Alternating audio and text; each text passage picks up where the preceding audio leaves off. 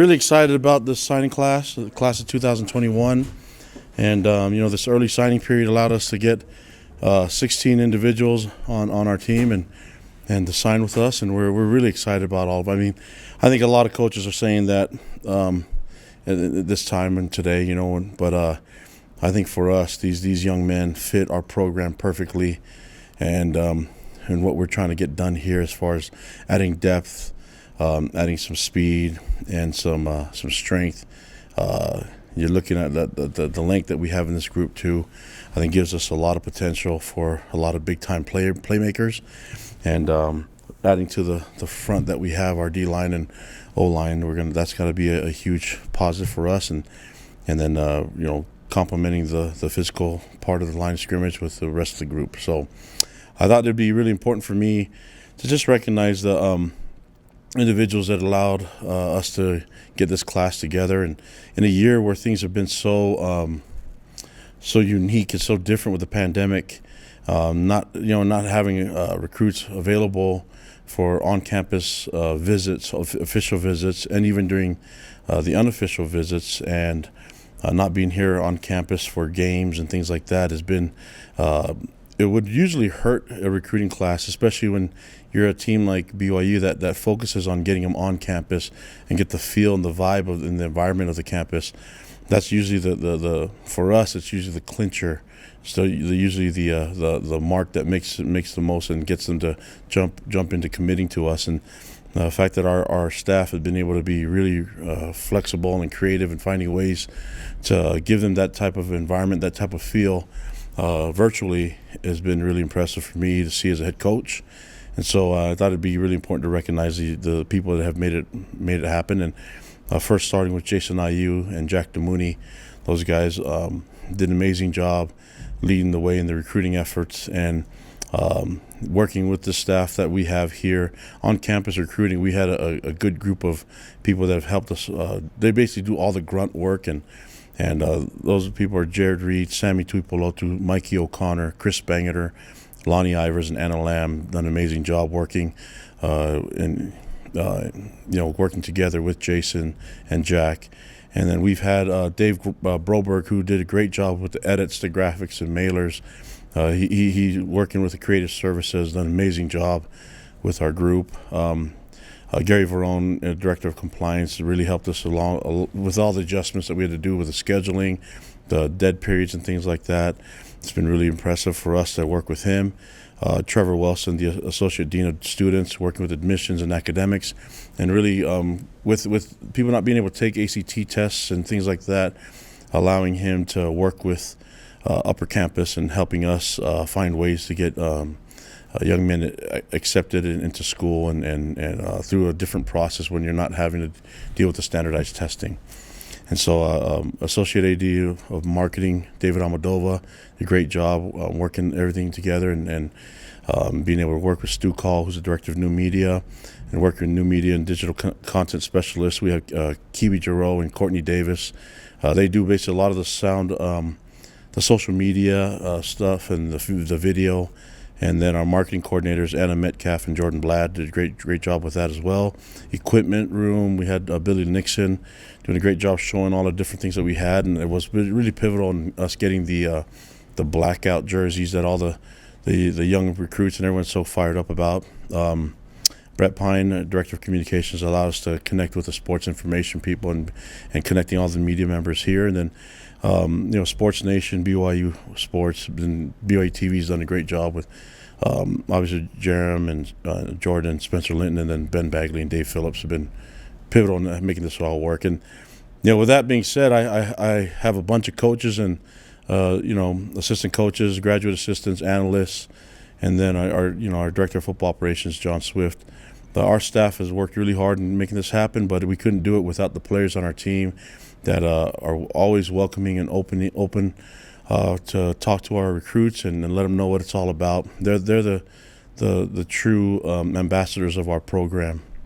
And so I just love the way that they work with our recruits and work with all the people that I named before. And then obviously a lot of people in the media that there's a lot of people that I can't really mention, too many of them, but there's a lot of people that are really interested in in recruiting and interested in BYU football, and so can't do it without the people in the media. Appreciate your guys' help. And finally, want to let the fans know how much we appreciate them.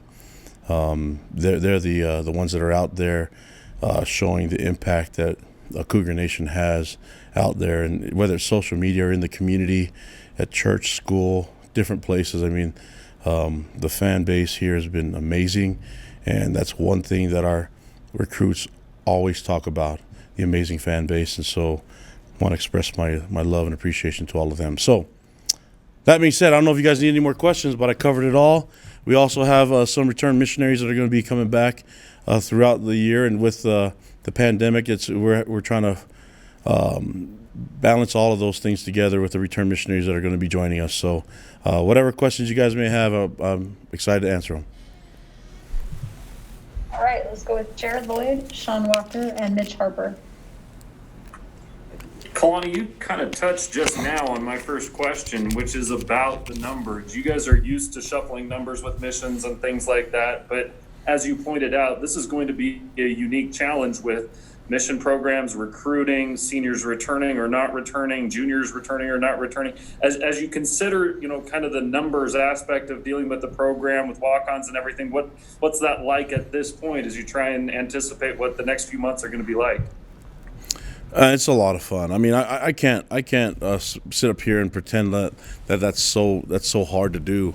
I mean, when you just get to sit there and balance out numbers and talent and players and people that are interested in our guys going to the NFL, even if they're underclassmen, this is the excitement that is connected with football, BYU football, and so I love it all. And this is I feel like I've had pretty good training in other places, and my career getting here, being a former player as well, and then I think to be honest with you, it's the best part about it is that I get to do the fun stuff, and then I let all the other smart people that are better organizers do the numbers, and and then I have wonderful people in the administration that can help me with admissions and can help us just prep our guys. I think the key here is that the recruiting effort is not just solely on the head coach, it's everyone. And so I've been, this isn't a really big signing class because we have a lot of underclassmen coming back, but it's also for me, the quality that we have in this group is amazing. And so I'm really excited about the things that they're going to do on the field, and really excited at the presence they're going to have off the field as well. So really excited about this group, and man, I just couldn't be more. I can't express enough gratitude for everyone that's involved in the whole recruiting process, and the best part too is getting to know their families, the recruits' families, and their schools and things like that, and then just kind of. They all have their unique individual story, and it's pretty cool from me and my perspective to see it all work.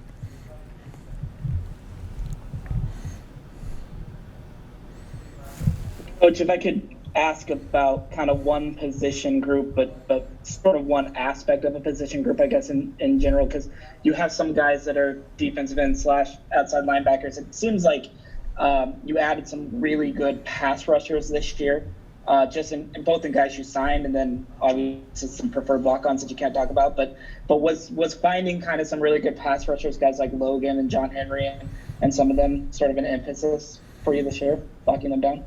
Yeah, definitely, and then that's I think you can work on some guys and maybe develop some guys to be pass rushers, but a lot of times when you working with them, it takes some time.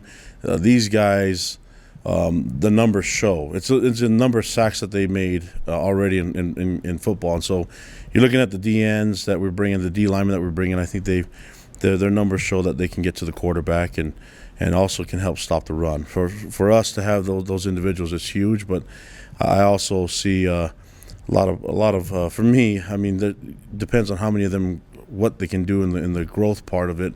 They're great. They're a great frame to start with, But the fact that they're getting a bunch of sacks won't hurt either. So we're excited about getting those guys and that talent here, and that type of special feeling of rushing the quarterback. Kalani, who are the missionaries that are going to be coming back that right now will be part of the program in 2021? Oh, wow, you're going to go there, huh? I mean, I'm just wanting to focus on these guys, but I don't even know where to start. Well, there's a lot of missionaries that are coming back that I know that we're excited about.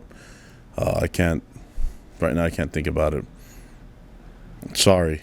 There's a tight end that I know we're excited about that can catch some balls too that I've already done as a freshman. So I'm going to forget everybody if I start naming them all out. Sorry, Mitch.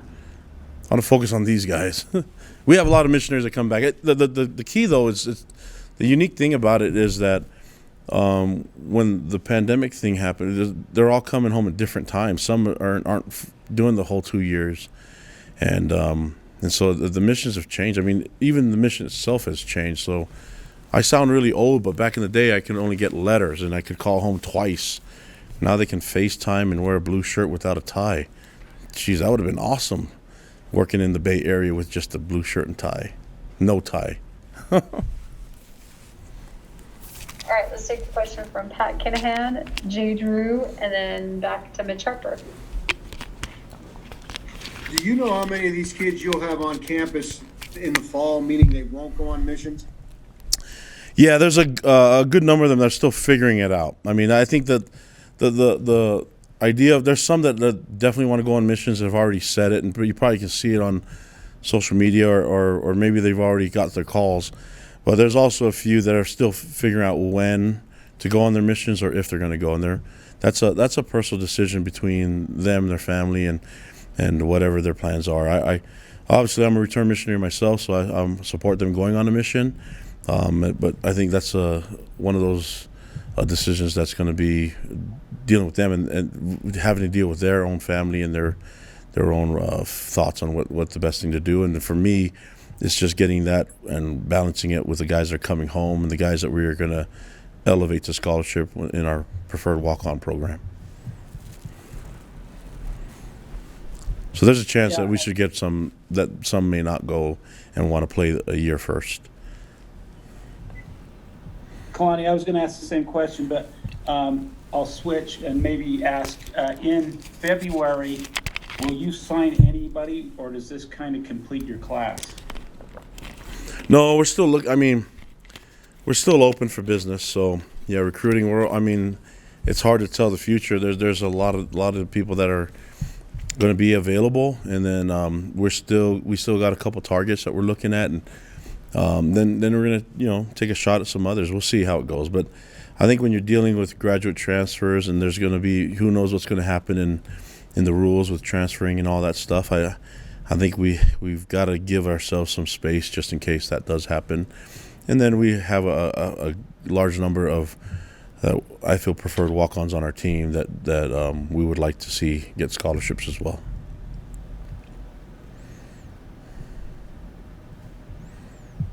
Mitch, I think you were next. Oh, thanks. Sorry about that. Kalani, what was it like to recruit a set of twins and the Miguel brothers? What's their potential in your program? Well, Aaliyah is really physical and big, and so I think their highlights and everybody looking at their highlights, that's from their junior year. They weren't able to play or do anything this year as a senior. So they've gotten better since that film that you're probably seeing, or the highlight film.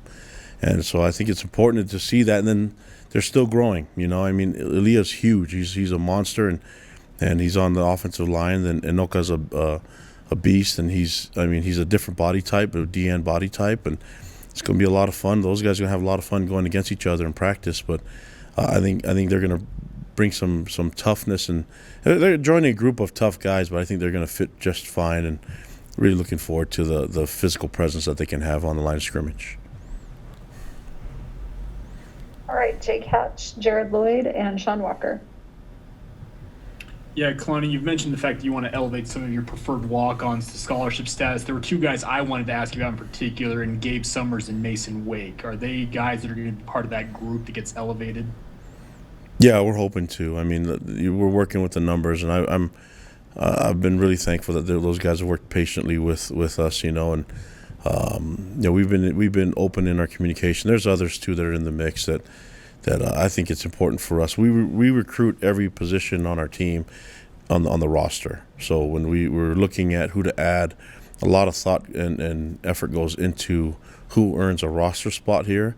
And so I think it's important that when we recruit from within at first. And then I think, looking at the preferred walk-on program that we have, I think it's got a good history. And it's not just since I've been the head coach. We've had a good number of walk-ons that have come through here and have elevated their game and have developed really well. I think for us is giving them a roster spot, giving them a kind of a plan to know what they can accomplish, and then confirm it with eventually giving them a scholarship. And that's the least we can do as coaches to get them in the right spot and give the players what they deserve. Kalani, along the same lines, sometimes guys who don't have the big foofara like this day or in February or things like that come in with a chip on their shoulder and work really hard. And we've seen a lot of preferred walk-ons and walk-ons have a lot of success for the team. In some ways, is that beneficial for them to have that extra push of, let me show you what I can do?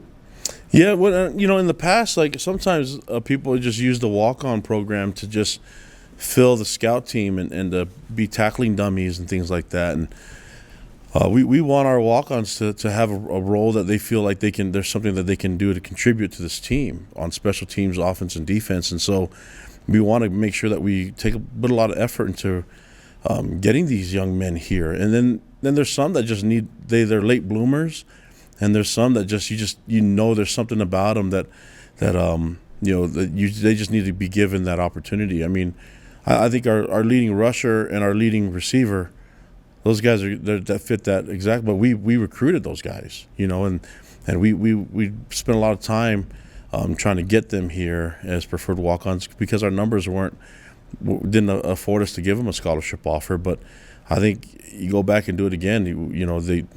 People say, yeah, you should have given them a scholarship. Yeah, we know that, and with the numbers that we have in the missionary program and things that we got going on, I think it's important that we able to just have that all out on the table and then just be transparent with them and their plans and our plans for them. And as we do that, it'll start to sort itself out, and those guys will when they get an opportunity when they deserve a scholarship, which I wish I had 123 scholarships, and maybe with a name, image, and likeness, things like that, we can get to that point. But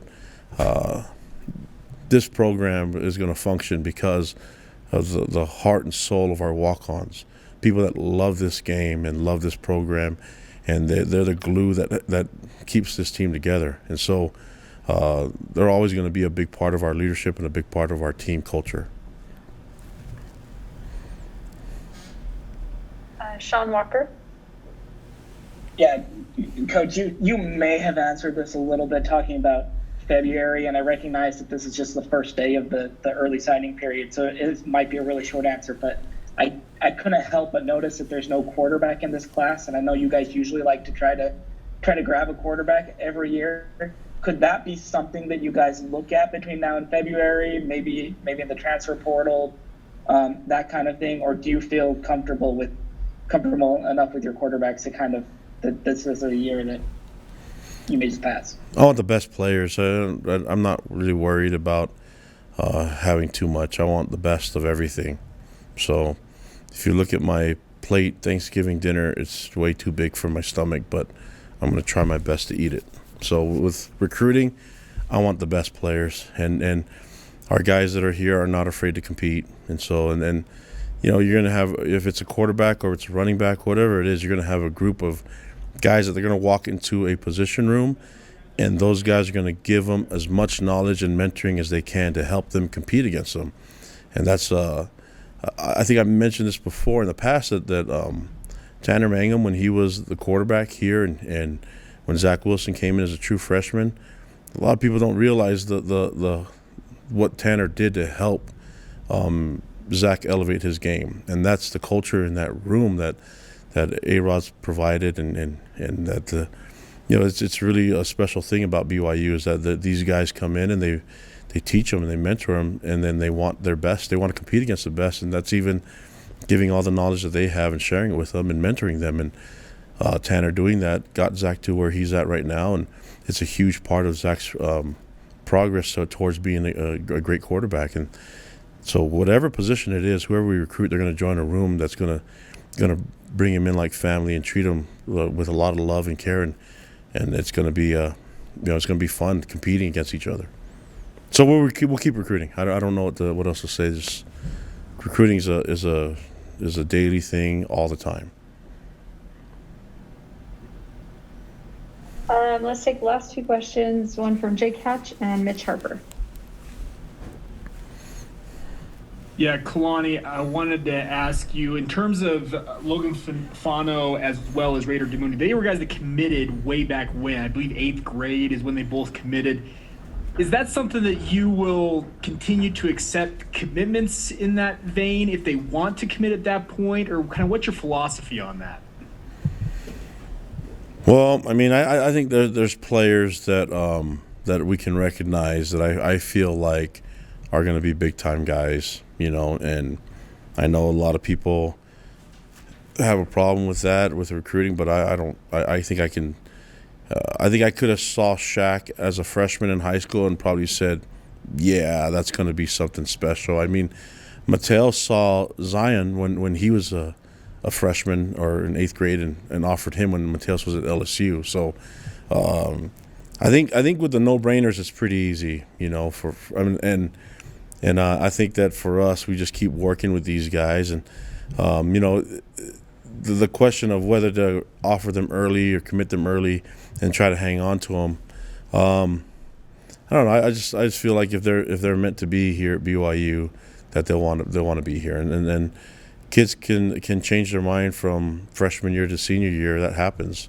But as long as we just keep sticking to the things that we require, we have a standard here that we need to abide by, and that's something that we hang our hat on. I think that's the key for us, getting the best that we can, that can play here and can elevate themselves here as a player and as a student athlete. So, we're gonna keep recruiting with those standards in mind, and not shy away from it. Then I'm talking about academic standards, the requirement of being here and representing BYU and the church, and living the honor code and things like that. So that's something that we're really proud of, and we're hoping to get the best of the best. And sometimes guys don't feel like this place is a fit for them, and that's okay. I want these young men to find the place that they can flourish and be the best they possibly can. There's a good number of them, 16 in fact, that did that today here at BYU. A lot of the players, Kalani, in this class are athletes that can play either side of the ball, or they can play a lot of different positions. What is it about those type of athletes or prospects that are so attractive to your program, and why do you go in that direction with a lot of your recruiting?